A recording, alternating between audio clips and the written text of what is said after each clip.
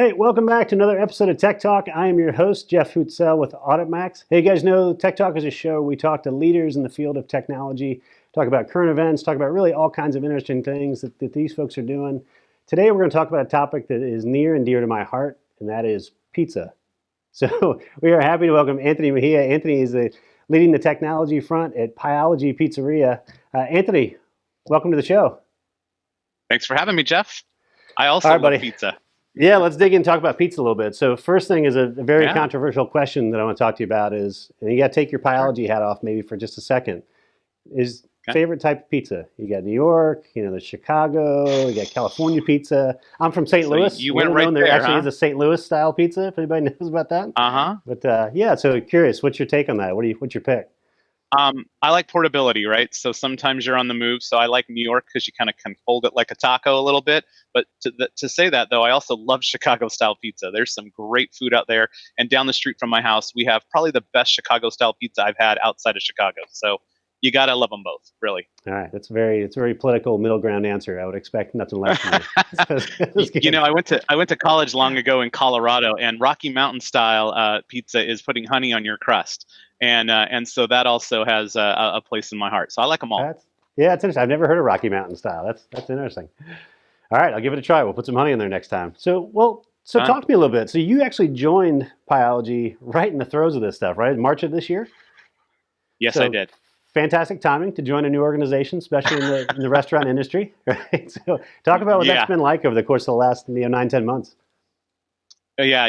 My first day on board was kind of the day that they basically told us to go home. And so I'm coming in, kind of going through my orientation. It's middle of March, and in the middle of orientation, they're saying, "Oh, the president's speaking. Let's go in the other room and see what's going on." And we kind of basically went into a national shutdown. And they said, "Hey, you're going to go home." And we're thinking, maybe 1 week, 2 weeks, and 10 months later, there are still many people in the organization who are working from home. And I think it's changed the game forever. And so, for about 7 months, I didn't meet any of my coworkers except for those people I met in those 2 or 3 hours that first day. It was Yeah. all over Zoom and Teams and phone calls. And so, an interesting kickoff. But nonetheless, the productivity has been great because I think technology was ready for this. Yeah, I'm curious, what's that been like from just a pure leadership standpoint? So forget, pizza and technology aside, but just from coming into an organization as a leader, um, and coming in again, not being able to form those bonds the way you typically do that, meeting in person and getting in a conference room or taking guys out to lunch and that kind of thing. What's that been like, and what's kind of your strategy or approach been to kind of getting yourself into the Yeah. culture of the organization? Yeah, I mean, I'm an extrovert, so for me, being around people is a big deal. So COVID has definitely challenged my personality. I have one of the guys on my staff lives in Seattle.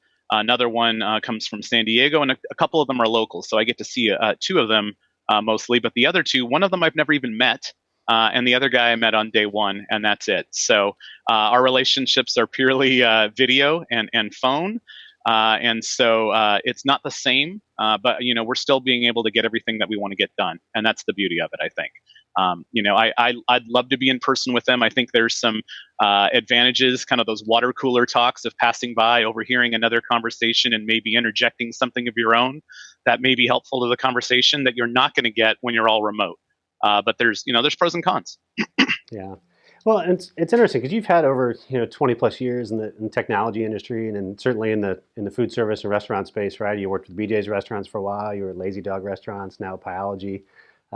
How have you seen things change? I mean, in particular, I know this year has been kind of on fast forward as far as an adoption of technology and things like that. But when you look at the state of kind of the restaurant industry, especially in the lens of technology, what have been the biggest changes you've seen, and kind of where do you see things going in the next year or so here? Yeah, I mean, 20 years ago, even 10 years ago, there was definitely kind of silos between departments, whether that be marketing, accounting, HR, and technology, because everyone was kind of operating on their own programs, doing their own things.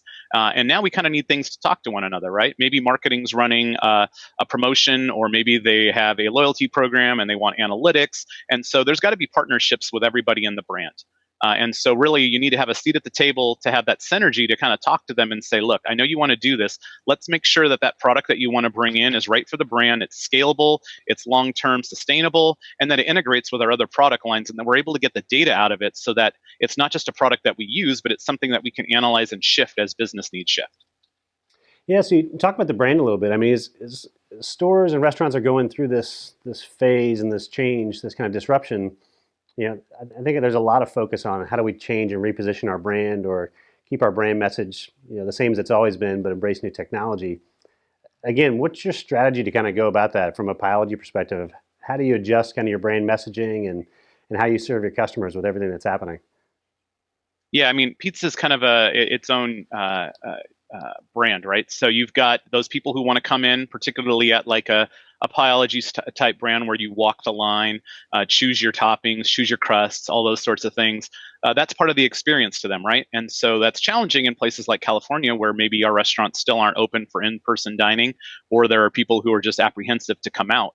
And so really there's been a shift from focusing primarily on the walk-in customer to not only that, but also that remote customer who is going to maybe order digitally on their phone, or they stumble upon us on Google or Instagram or some other place, and then wind up buying that food and either having it delivered or coming in for like a contactless pickup or a curbside pickup experience. And so we've really seen a shift in many of our customers who still love the pizza, still love the brand, but want to get it in a safer way, and so they're just ordering it differently.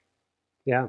So Anthony, I'm curious, just from yourself as a leader, you start to look at and you're talking about your peers. We have a lot of these conversations, and folks that watch the show are a lot of times in leadership of organizations. They're trying to figure out, how do we keep the culture of our company going when everyone's remote and we're not near each other? How do we keep people excited about being part of the company and the mission that we're on?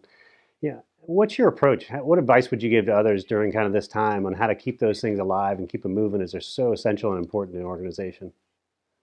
Totally. We're still having, as a brand, we're still having pizza parties where we all go on our own to get our pizza, and then we, join a Teams or a Zoom meeting and kind of gather and talk to one another, kind of share our experiences of what's going on through COVID or maybe the holidays or what's up. And so we definitely are still kind of bonding, and there's a great culture here at the brand. Tomorrow, I've got to find an ugly Christmas sweater because we have a Zoom meeting with ugly Christmas sweaters. And so, I don't want to come in last. No highlights? You should have worn that in the show today. I guess you probably didn't want to give away the big reveal. Imagine for the conference. Exactly. Cool. Well, hey, I got time for one more question. I guess my question to you would be, what advice would you give to somebody that's kind of young and starting up in their career in IT? Maybe go back and talk to a young Anthony, 10, 20 years ago, that's just trying to get up and get rolling. What's the best piece of advice you would get, or maybe somebody gave to you? Yeah, I mean, from a technology perspective, I think it's constantly changing. So if your personality is to be averse to change and not have adaptability, throw that out the window. You can leave that at home if that's kind of how you are there. But when you're here, you need to be you need to change with the times. You need to make sure that, hey, if this works today, it might not work tomorrow. We may need to throw that product out or tear it down and build it back up so that we've provided a better solution tomorrow. But always be on your heels, always be ready to learn. I think technology in particular is an industry that, since it's constantly changing, you're constantly learning. So it's never a dull day. No, it's awesome. Anthony, great advice, buddy. Hey, it's always a pleasure to have you on the show. I think it's some great insights and things like that. So thanks for coming out and chatting with us. I'm going to try some honey on my crust now. We'll give you a Rocky Mountain style of test. See how it goes. But let's catch up on that later. Thanks, Jeff. You got it. No problem.